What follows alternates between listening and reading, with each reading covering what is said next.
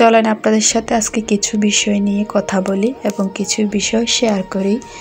আপনার স্ত্রীর যদি মন খারাপ থাকে কিভাবে তার মন ভালো করবেন, কি করলে তার মন ভালো হবে তারই একটি উপায় জেনে নিন।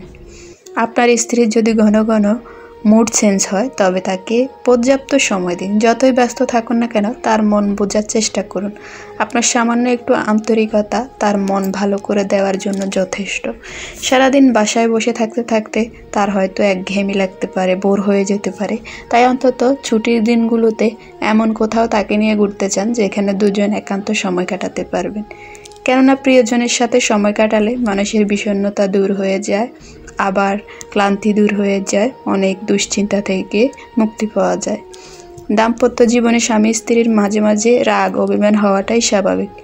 তবে স্ত্রী অভিমান করলে বাসায় ফেরার পথে তার জন্য একটি গোলাপ আর কিছু চকলেট সাথে নিয়ে যেতে পারেন। গোলাপ আর চকলেট দেখে অন্তত সে রাগ করে থাকতে পারবে না।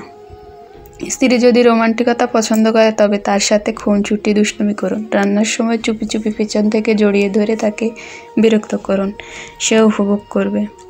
জ্যোৎস্না রাতে দুজন চাঁদ দেখতে পারেন, সেই সাথে তার সাথে সুখ দুঃখ মিষ্টি মিষ্টি গল্প করলেও কিন্তু মন্দ হবে না। তার যতই মন খারাপ থাক আপনার এমন রোমান্টিকতায় সে মুগ্ধ হয়ে যাবে।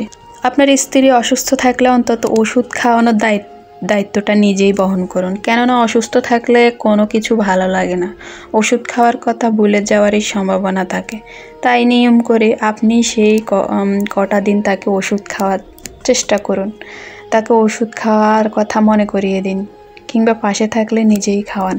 তার বিশেষ দিনগুলোতে পিরিয়ড, প্রেগন্যান্সি, শারীরিক অসুস্থতায় তাকে পর্যাপ্ত সময় দিন। শত ব্যস্ততার পরেও তার ঘন ঘন খোঁজ নিন, তার খেয়াল রাখুন। তার সাথে অন্তত এই সময়গুলোতে বাজে ব্যবহার করবেন না।